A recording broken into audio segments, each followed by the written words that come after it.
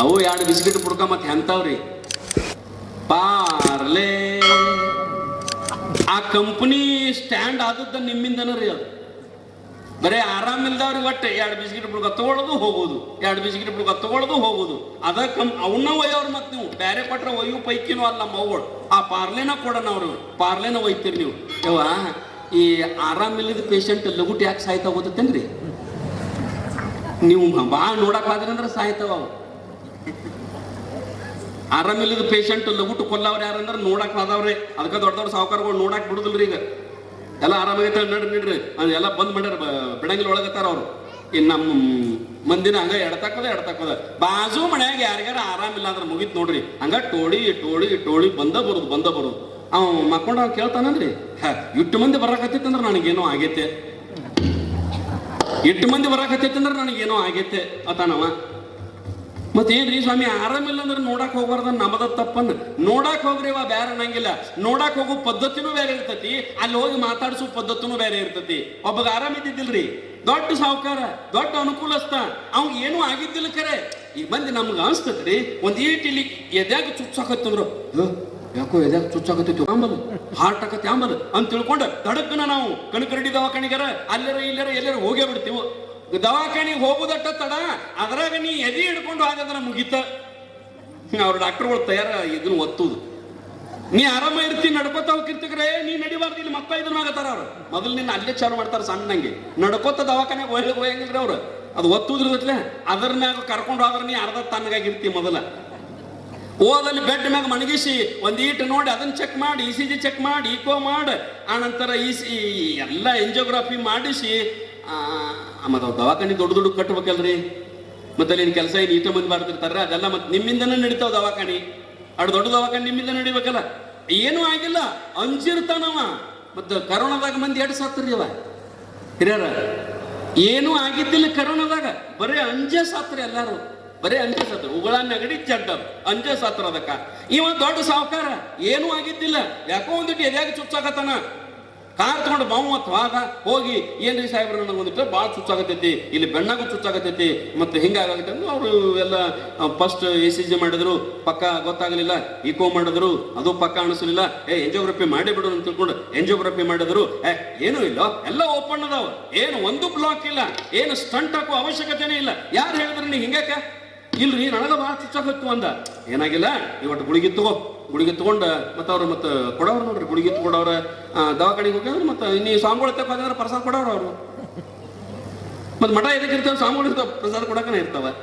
ದವಾಖಾನೆ ಎದಕ್ಕಿರ್ತಾವ, ಗುಳಿಗೆ ಇಂಜೆಕ್ಷನ್ಗೆ ಕೊಡೋರು ಇರ್ತಾರ. ನೀ ಏನಿಲ್ಲಾದ್ರೂ ಸಲೈನ್ ಹಚ್ಚಿ ಕಳಿಸ್ತಾರ ಅವರು ಡಾಕ್ಟರ್ಗಳು. ಮತ್ತೆ ನಡಿಬೇಕಲ್ರಿ.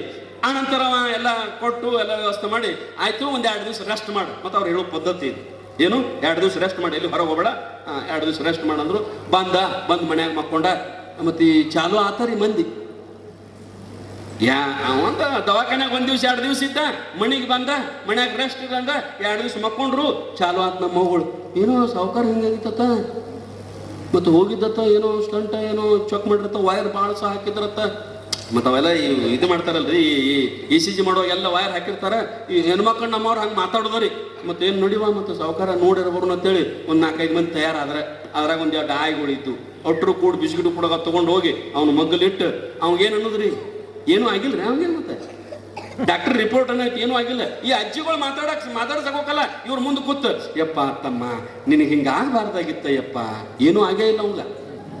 ಈ ಅಜ್ಜಿ ಅತ್ತಾಳ, ಯಪ್ಪ ನಿನಗೆ ಹಿಂಗಾಗಬಾರ್ದಾಗಿತ್ತ ಯಪ್ಪ, ಇಟ್ಟು ಸಣ್ಣ ವಯಸ್ಸಾಗ ನೋಡು ಅವ್ಗೇನು ಏನು ದೊಡ್ಡ ಏನಾಗೈತಿ, ಹಿಂಗಾಗಬಾರ್ದಾಗಿತ್ತ ಯಪ್ಪ, ಏನ್ ಮಾಡೋದು ಯಪ್ಪ.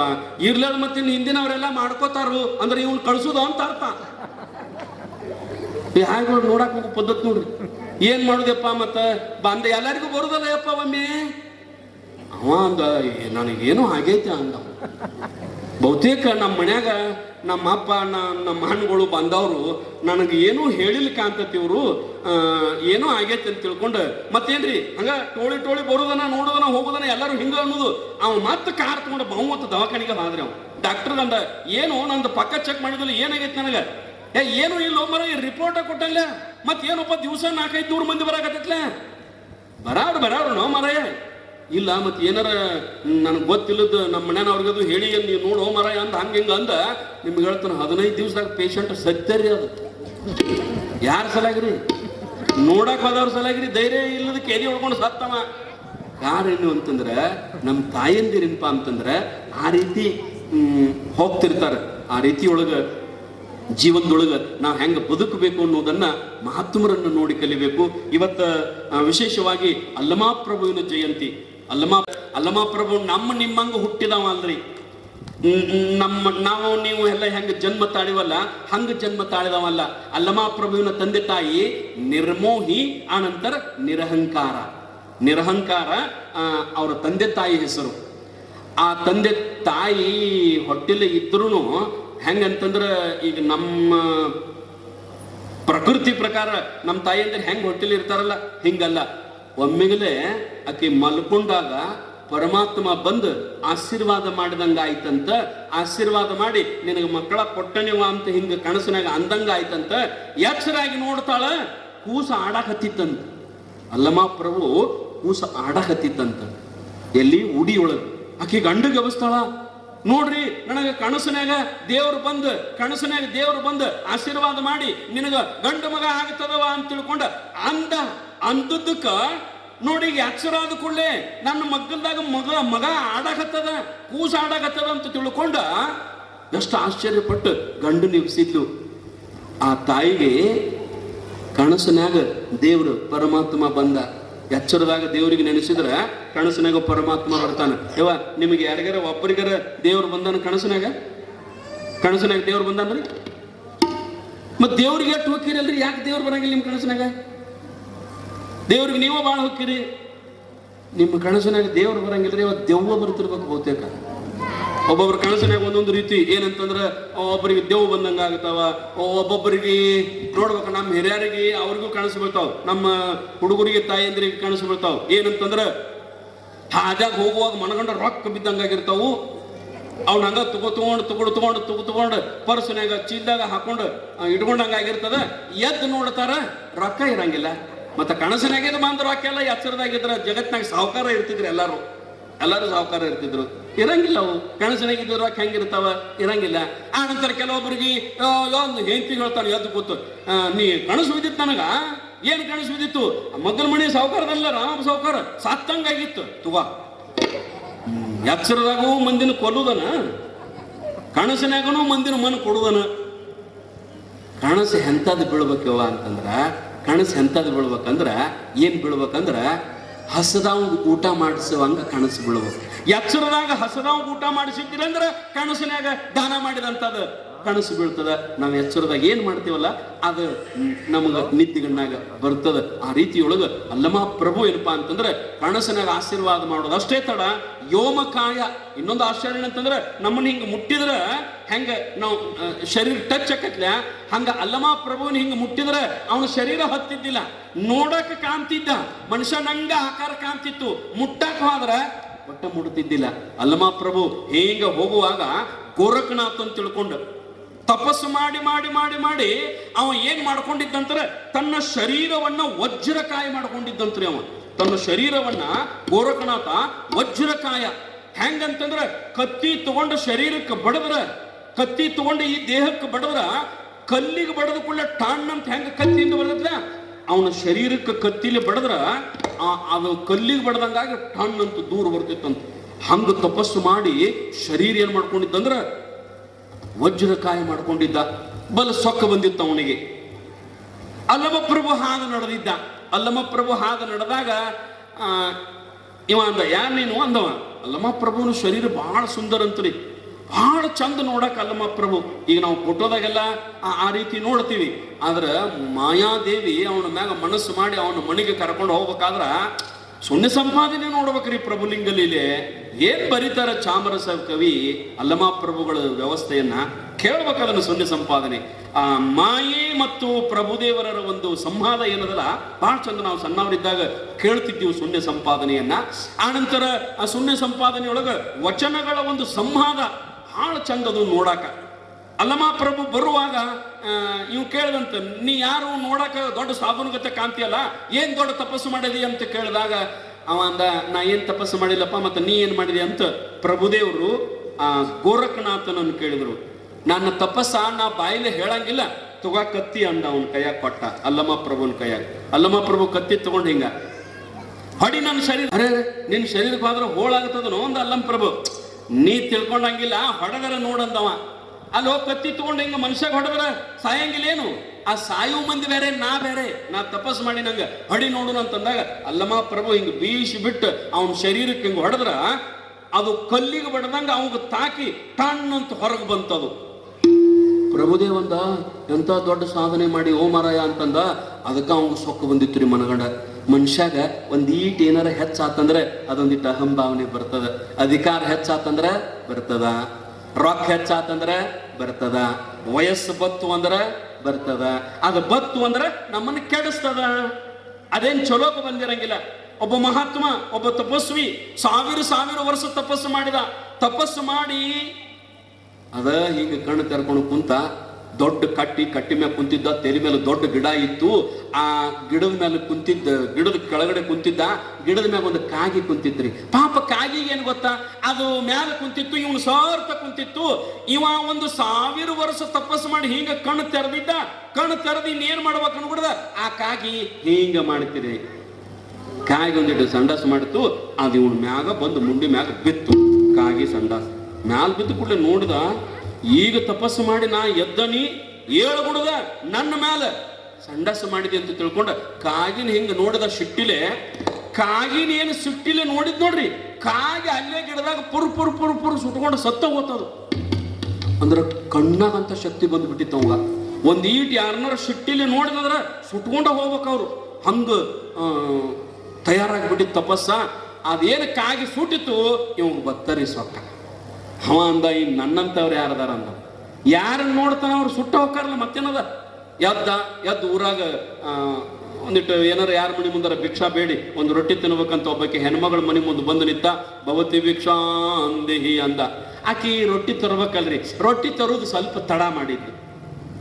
ತಡ ಮಾಡಿ ತಗೊಂಡು ಬಂದು ಹಿಂಗ ನೀಡ್ಬೇಕು ಅನ್ಗುಡ್ದ, ತುಗಾರಪ್ಪ ಅನ್ಗುಡ್ದ. ಅವ ಅಂದ, ಎಷ್ಟೊತ್ತದ? ಒಂದು ತಾಸಾತ ನಿನ್ನ ಬಾಗಿಲ ಮುಂದೆ ನಿಂದ ಗೊತ್ತಾಕತಿಲ್ಲ ಅಂತ ತಿಳ್ಕೊಂಡು ಈಗಿನ ಸುಟ್ಟ ಬಿಡ್ಬೇಕಂತೇಳಿ ಕಣ್ಣು ಕಂಪಗ ಮಾಡಿ ಸಿಟ್ಟಿಲಿ ನೋಡಾಕತ್ತಿರ್ತೀನಿ. ಆಕೆ ಸುಡುವಾಳ ಆದಳ್ರಿ. 1 ಸೆಕೆಂಡ್ದೊಳಗೆ ಕಾಗಿ ಸುಟ್ಟಿತ್ತು. ಈ ಹೆಣ್ಮಗಳನ್ನೊಂದು 2 ನಿಮಿಷ ಕೆಂಪಗ ಕಣ್ಣು ಮಾಡ್ಕೊಂಡು ಸಿಟ್ಟಿಲಿ ನೋಡಿದ. ಒಟ್ಟು ಸುಡಲಿಲ್ಲ ಆಕಿ. ಆ ಹೆಣ್ಮಗಳಂದು, ಏ ಸಾಧು ಅಂದಕ್ಕೆ, ಸುಡಾಕ ನಾನೇನು ಕಾಗಿ ಮಾಡಿ ಅಂದಕ್ಕೆ. ಅವನ್ ಕಾಗಿ ಸುಟ್ಟದ್ದು 100 ಕಿಲೋಮೀಟರ್ ದೂರ ಗುಡ್ಡದಾಗ. ಈಕಿ ಇಲ್ಲಿ ಊರಾಗದಾಳ. ಅಲ್ಲಿ ಕಾಗಿ ಸುಟ್ಟದ್ದು ಅವ ಇನ್ನ ಯಾರಿಗೂ ಹೇಳೇ ಇಲ್ಲ. ಅವ ಅಂದ, ನಾ ಗುಡ್ಡದಾಗ ಕಾಗಿ ಸುಟ್ಟುದು ಈಕಿಗಂಗ ಗೊತ್ತಾತೋಪ ಅಂದವ. ಕೈಯ ಮುಗದವ ಯವ ಅಂದವ. ಹೆಂಗ ತಾಯಿ, ನಾ ಗುಡ್ಡದಾಗ ಕಾಗಿ ಸುಟ್ಟದ್ದು ನಿನಗೆ ಹೆಂಗ್ ಗೊತ್ತಾತೇವ ಇದು ಹೆಂಗ ಅಂತಂದಾಗ ಆಕೆ ಅಂದ್ಲು, ಯಪ್ಪ ನನಗೆಲ್ಲ ಗೊತ್ತಾಗುತ್ತದೋ ತಂದೆ. ಹೆಂಗ್ ಗೊತ್ತಾಕತ್ತೀವ? ನೀ ಹೆಂಗ್ ತಪಸ್ಸು ಮಾಡಿ? ನಾನು 1000 ವರ್ಷ ತಪಸ್ಸು ಮಾಡಿದಾಗ ಒಂದಿಟ್ಟು ಸಿಟ್ಟಿಲಿ ನೋಡಿದ್ರ ಇದು ಸುಡ್ತಕ್ಕಂಥ ಸಾಮರ್ಥ್ಯ ಬಂದದ, ಮತ್ತು ಇದನ್ನು ಗೊತ್ತು ಮಾಡೋ ಸಾಮರ್ಥ್ಯ ನಿನಗೆ ಹೆಂಗ್ ಬಂದದ ಅಂದ ಕೂಡಲೇ ಆಕೆ ಅಂದ್ಲು, ನಾ ಏನ್ ತಪಸ್ಸು ಮಾಡಿಲ್ರಿ ಅಪ್ಪ. ನಾ ಏನಂತಂದ್ರೆ, ನಾ ತಪಸ್ಸು ಮಾಡೀನಿ. ಮುಂಜಾನೆ ಎದ್ದ ಕೂಡಲೇ ನನ್ನ ಗಂಡನ ಕಾಲಿಗೆ ನಮಸ್ಕಾರ ಮಾಡ್ತಾನೆ. ಇದ ನನ್ನ ದೊಡ್ಡ ತಪಸ್ಸ. ಇದಕ್ಕಿಂತ ದೊಡ್ಡ ತಪಸ್ಸು ನಂದು ಯಾವುದೂ ಇಲ್ಲ. ನನ್ನ ಗಂಡನ ದೇವರತ್ತು ತಿಳ್ಕೊಂಡನಿ. ನನ್ನ ಗಂಡನ ಕಾಲಿಗೆ ಮುಂಜಾನೆ ಎದ್ದು ಕೂಡಲೇ ನಾನು ನಮಸ್ಕಾರ ಮಾಡ್ತನು. ಇಷ್ಟಕ್ಕನ ನನಗಿಷ್ಟು ದೊಡ್ಡ ಗೊತ್ತಾಗುತ್ತದ ನನಗ. ಅಷ್ಟ ಅಂದ್ರೆ ನಾನು ಮುಂಜಾನೆ ಎದ್ದು ಕೂಡಲೇ ನನ್ನ ಗಂಡನ ಪಾದಪೂಜೆ ಮಾಡ್ತನು. ಆ ಪಾದಪೂಜೆ ಮಾಡಿ ಅದರೊಳಗೆ ಏನ್ ನೀರು ಇರ್ತಾವಲ್ಲ ಆ ನೀರು ಕುಡಿತನು. ಆ ಕುಡಿದ ತಾಟ ಏನು ಖಾಲಿ ಆಗಿರ್ತಲ್ಲ, ಆ ಖಾಲಿ ತಾಟ್ನಾಗ ಹಿಂಗೆ ನೋಡಿನಿ ಅಂದ್ರೆ ಜಗತ್ನ್ಯಾಗ ಏನು ಅಲ್ಲೋಲ ಕಲ್ಲೋಲ ಆಗತಕ್ಕಂಥ ವಿಷಯಗಳದೇನದವಲ್ಲ ಅದು ಟಿವಿಯಾಗ ಹೆಂಗೆ ಕಾಣ್ತೈತೆ ಹಂಗೆ ನಮ್ಮ ತಾಟ್ನ್ಯಾಗ ಕಾಣ್ತೈತೆ ಅಂದಕ್ಕೆ. ನನ್ನ ಗಂಡನ ಕಾಲ ತೊಳೆದ ತಾಟ್ನ್ಯಾಗ ಕಾಣ್ತೈತೆ ನೀ ಕಾಗಿ ಸುಟ್ಟದ್ದು. ಅವನು ಸೊಕ್ಕ ಹಿಡಿತ್ರಿ. ಅವ ಅಂದ, ನನ್ನ ತಪ್ಪಾತವ, ನೀನು ಊಟ ಬೇಡ ಅಂತ ಸುಮ್ಮ ಹೋಗಿದ್ದಂತ. ಹಂಗ ನಿಮ್ಮಲ್ಲಿ ಶಕ್ತಿ ಬರ್ಬೇಕಾದ್ರೆ ನೀವು ಏನು ಮಾಡ್ಬೇಕ್ರ? ಗಂಡನ ಕಾಲಿಗೆ ನಮಸ್ಕಾರ ಮಾಡ್ಬೇಕು. ನೀವು ಅದು ಮುಂದೆ ಹೇಳ್ತೀನಿ ನಿಮ್ಗೆ ಹೆಂಗೆ ನಮಸ್ಕಾರ ಮಾಡ್ಬೇಕು, ಏನು ಮಾಡ್ಬೇಕು ಅನ್ನೋದು. ಆ ರೀತಿಯೊಳಗ ಆ ಕಾಗಿ ಸುಟ್ಟಿರ್ತಕ್ಕಂಥ ಸನ್ಯಾಸಿ ಏನದಲ್ಲ ಅವ ಬಹಳ ದೊಡ್ಡ ತಪಸ್ವಿ. ಮುಂದದೇನಂತಂದ್ರೆ ಬಹಳ ದೊಡ್ಡ ವ್ಯವಸ್ಥೆ ಅದ. ಆ ರೀತಿಯೊಳಗೆ ಅಲ್ಲಮಾ ಪ್ರಭುಗಳು ಏನ್ ಮಾಡಿದ್ರ ಅಂತಂದ್ರೆ ಏನು ಅವನು ಹೊಡೆದ್ರಲ್ಲ ಅದ ಟಾಣ್ ಅಂತ ಏನು ಹೊರಗೆ ಬಂತು. ಆ ಸಂದರ್ಭದೊಳಗ ನಿನ್ನ ತಪಸ್ಸು ದೊಡ್ಡದಪ್ಪ, ಮತ್ತ ನೀನು ಈ ಕತ್ತಿ ತಗೊಂಡಿಂದ ನನ್ನಟ್ಟು ಹೊಡಿ ಅಂದ ಅಲ್ಲಮಾ ಪ್ರಭು. ನಾ ಹೆಂಗ ನಿನ್ನ ಕತ್ತಿಲಿ ಹೊಡೆದ್ನಲ್ಲ ನೀ ನನಗ್ ಹೊಡಿ ಅಂತಂದಾಗ ಅವ ಗೋರಖನಾಥಂದ ಉಚ್ಚಪ್ಯಾಲಿ ಸತ್ವಾದಿ ಅಂದವ. ನಾನು 1000 ವರ್ಷ ತಪಸ್ಸು ಮಾಡಿ ಈ ಶರೀರ ವಜ್ರಕಾಯಿ ಮಾಡ್ಕೊಂಡನ್ಯ, ನನಗತ್ತೆ ಧೈರ್ಯ ಮಾಡಿ ನೀನು ಎಲ್ಲರ ಹಿಂಗೆ ಹೊಡೆಸ್ಕೊಂಡೆ ಅಂದ್ರ ಸತ್ವಾದಿ ಹೋಗು ಶಾಣಾದಿ ಮಣಿಗೆ ಅಂದಿವ ಗೋರಖನಾಥ್. ಇಲ್ಲ ಸೋಮು ಹೊಡೆದರ ಹೊಡಿ ಅಂದ. ನೋಡೋ ಮರಯ ಸೋಮ ಹೊಡಿ ಏನಾಗಂಗಿಲ್ಲ ಅಂದ. ಇವನು ಗೋರಖನಾಥ ಮನಗಡ ತಾಕತ್ತ ಮನುಷ್ಯ, ಹಿಂಗ ಕತ್ತಿ ಬೀಸಿ ಹೊಡಿಬೇಕಂತ ತಿಳ್ಕೊಂಡು ಹೊಡೆದ. ಈ ಗೋರಖನಾಥನ ಹೊಡೆದಾಗ ಗೋರಖನಾಥಗ ಕತ್ತಿ ಹಿಂಗ ತಟ್ಟಿ ಹೊರಗೆ ಬಂದಿತ್ತು. ಆದ್ರೆ ಅಲ್ಲಮಾ ಪ್ರಭುವಿಗೆ ಹೊಡೆದ ಕೂಡಲೇ ಕತ್ತಿ ತಾಟಿ ಬರುದಲ್ರಿ, ಈ ಆಕಾಶದಾಗ ಹೆಂಗ ಬೀಸ್ತೀವಲ್ಲ ಕೈಗೆ ಹತ್ತಂಗಿಲ್ಲ, ಹಂಗ ಅವನು ಹೊಡೆದ ಕೂಡಲೇ ಹಿಂಗ ಅವನ ಶರೀರದೊಳಗೆ ಓಡಾಡಕತ್ತು. ಚುಚ್ಚಿದ್ರು ಏನೂ ಆಗವಲ್ತ, ಅವನು ಒಂದೀಟು ಹತ್ತವಲ್ತದು. ಹಿಂಗ ಪಳ್ಳಾಗ ಆಕಾಶದೊಳಗೆ ಹಿಂಗ ಬೀಸಿದ್ರೆ ಹೆಂಗ ಕತ್ಲೆ ಹಂಗಾಕೈತು. ಅವ ಅಂದ, ನೀ ಅಂತ ತಪಸ್ಸು ಮಾಡಿ ಓ ಮಾರಾಯ ಅಂದವ, ನೀ ಎಲ್ಲಿ ತಪಸ್ಸು ಮಾಡಿ ಇಂಥದು, ನನ್ನ ಹೊಡೆದ್ರೆ ಇದು ಟಚ್ ಆಗತ್ತದ, ನಿನಗೆ ಟಚ್ ಆಗವಲ್ತಲ್ಲ ಅಂತಂದಾಗ ಅವ ಅಂದ, ಈ ಶರೀರ ಯೋಮಕಾಯದ, ಇದು ತಪಸ್ಸಿನ ಶರೀರ ಅಲ್ಲ, ಇದು ಭಗವಂತನ ಶ್ರೇಷ್ಠ ಕಾಯದ ಅಂತ ತಿಳ್ಕೊಂಡು ಅವನ ಸೊಕ್ಕು ಬಿಡಿಸಿ ಅವನ ತತ್ವಜ್ಞಾನವನ್ನು ಮಾಡಿಸಿ ಮುಂದೇನಪ್ಪ ಅಂತಂದ್ರೆ ಅಲ್ಲಮಾ ಪ್ರಭುಗಳು ದೇಶ ಸಂಚಾರ ಮಾಡ್ಕೊಂತ ಸಾಕಷ್ಟು ಮಂದಿನ ಉದ್ಧಾರ ಮಾಡ್ಕೊಂತ ಬಸವ ಕಲ್ಯಾಣಕ್ಕೆ ಹೋಗ್ತಾರೆ. ಬಹಳ ದೊಡ್ಡ ಶ್ರೇಷ್ಠವಾಗಿರತಕ್ಕಂಥ ಅಲ್ಲಮಾ ಪ್ರಭುಗಳು ಅವರ ಜಯಂತಿಯನ್ನು ತಾವೆಲ್ಲ ಮಾಡಾಕತ್ತೀರಿ.